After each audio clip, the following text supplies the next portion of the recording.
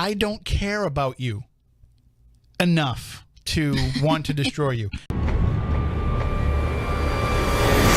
have asked my opinion on photographs, videos, audio, whatever. Right. Usually when I give it, they say, you know, thank you, and they're usually not combative about it. It just seems to be that there's these other groups that exist for the so it's like everybody wants to live in like the little insulated world and not be challenged. Well, no, because it makes them feel powerful. And I don't like that. Like, that's not the reason that you're out there taking these photographs and video and audio. You're supposed to be collecting it to, in some ways, solve the mystery. In some ways, explain the narrative of a haunting. In some ways, you want to just prove to people that what's going on there is actually legitimate. But that's the problem. Everybody wants to be the first one to prove to the world that they've caught something on camera or, you know, film or audio or whatever it might be. But everything is always open to interpretation because there is no governing force of the paranormal field. If you are willing to take advice, I could be okay with you saying, you know, I appreciate that. I don't know if that's necessarily the case. Like, we could go back and forth a little bit about it, but to just outright not want to take any criticism is, just imagine if that existed in any other, you know, quote unquote field where peer review is an essential part of everything. And you're supposed to be willing to take advice and take constructive criticism. Do you remember years ago when we both got added to that peer review group? I made that group. Did you? The Paranormal Peer Review? I think so. Dave Francis and I created that group. And that turned... It lasted like a month. Yeah. We had Rosemary Ellen Guiley in there, one of the longest tenured and most respected names in the paranormal world.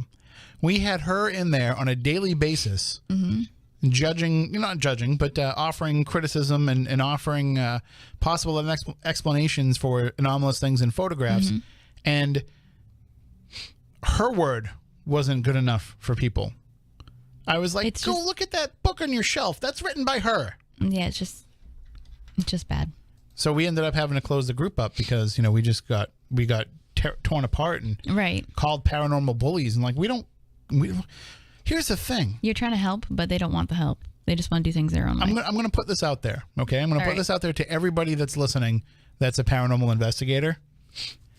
I don't care about you enough to want to destroy you. And let me rephrase that. Right. I like you all, okay? But nowhere in my mind does it enter in that I somehow want to discredit or destroy you for any self-gain or satisfaction. Right. I have no reason to want to eliminate anybody from the paranormal field. But there are people out there that do want to do that.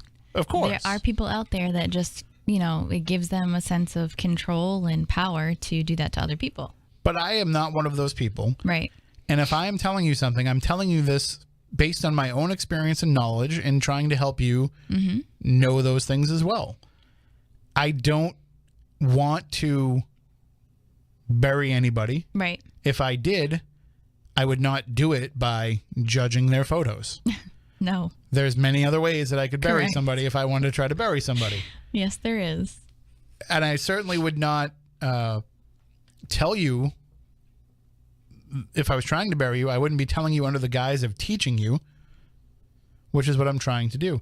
Listen, there was a time when I thought certain things were something that they weren't, and I had to go through the process and learn and figure out what I can rely on and what I can't, what I need to throw out and what I can keep. Like, I'll say one of the weirdest things, if you've ever caught it on camera, that really makes you question, you know, what it is that you've caught: bugs. Right. If you catch bugs in mid-flight, it looks so bizarre, but you have to be able to know, you know, the difference. If I come back and tell you and say, well, I'm pretty sure that that's a bug, because look, you can see the thorax, you can see the abdomen, you can see the wings. Here's the antenna, you know. And I actually got into an argument with a person where I told them it was definitely a moth in their photograph. This is absolutely 100%. I would stake my life on it. It's a moth. And you know what the person's response to me was? Well, it could be a fairy.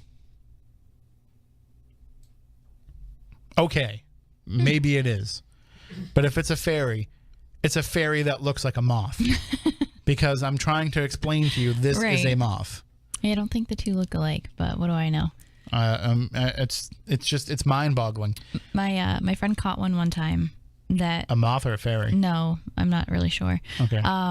A picture of a bug, and we discovered it was a bug, but it was the weirdest looking bug because of how she caught it. It looked like a spiral, like rotini pasta. That's what it looked like. But it was, which is my favorite pasta. Mine too.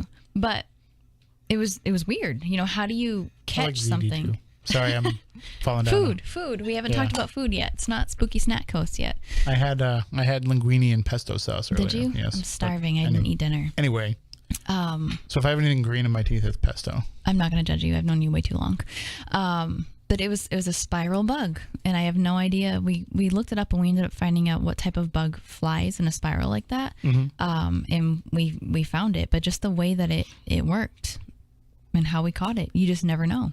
And you have to be willing to say that, maybe it's not something paranormal. Right. I mean, I can tell you how many times we've been doing this for a while, so we've been doing it from a time when people didn't take photographs with their phones. I was going to say, we've been doing it long before smartphones. So we've been doing it at a time when people would run out with their digital camera, and immediately after taking a photo, they'd be looking through that little tiny 2-inch viewfinder, that little tiny window there, and an LCD screen, and they'd be like, well, look at, let me zoom in on it. It's like, no. Take it home, put it on the computer, then send it to me. Like, there's no way I'm going to judge based on what's coming through your LCD screen that something's paranormal. And the same thing with audio. With the audio, like, it's very hard for you to just come up to me. Sometimes it happens, but for the most part, you're not going to come up to me with a recorder and just play me something, and I'm going to hear it and not think that it's something else. I need to hear it with headphones. I need to be able to take a look at it visually. We did have, when we were at the Smith Harris house a couple weeks ago, one of the LaGuardia sisters actually did capture an EVP on the recording, and it was definite. It was an absolute 100% recording. A disembodied voice. Nobody in the room had said it, but it's rare that it's that clear enough that I can hear it on the recorder and be like, yep, you have something. For the most part, you need to at least, very least, put on some headphones and hear it. But these people don't want to hear it. So, that's the challenge, is you have to decide, do you want to try to educate people, or do you want to just kind of throw your hands up and say, they're going to keep doing what they're doing. I can't really have an influence on it. I think we've moved past the era of ghost hunting 101, but I feel like it needs to come back. And I've said that for like the past year, because being able to travel like I have and meet people who are either, 10 years into investigating or, brand new. Most of the time people are brand new to it, and they don't get any direction when they're at these events with people or celebrities or whatever it might be. They're just, left to go. I know for our events, and I can speak for ourselves, we try to encourage people to ghost hunt and show them what to do and show them how to use equipment, and not just hand them a K2 and let them go off. So, but there's also people who have never been in a group like that and are just doing it themselves because they're going off what they saw on television. Right. So there's the education is lacking in that for sure.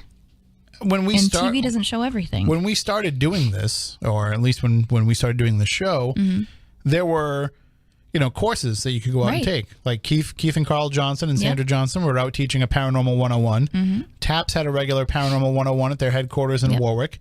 There was that place in Braintree, Open Doors? Was it? So they would have, regular people would come in regularly and teach courses. And then the Bay State Paranormal Center was running for a while. So there were all these places around here where people could go out and learn. Even now in the fall, like in some of the libraries that hire me to come out and speak, they want a Paranormal 101. So there are opportunities to go out there and learn. Right. There are,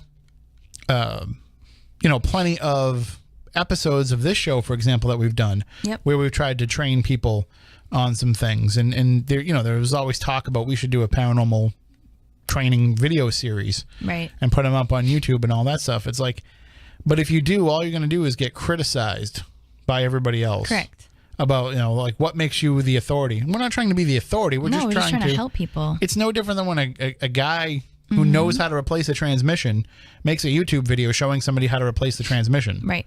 But that's the problem is there's no set way to do it, so everybody tends to think that their way is right. Of course.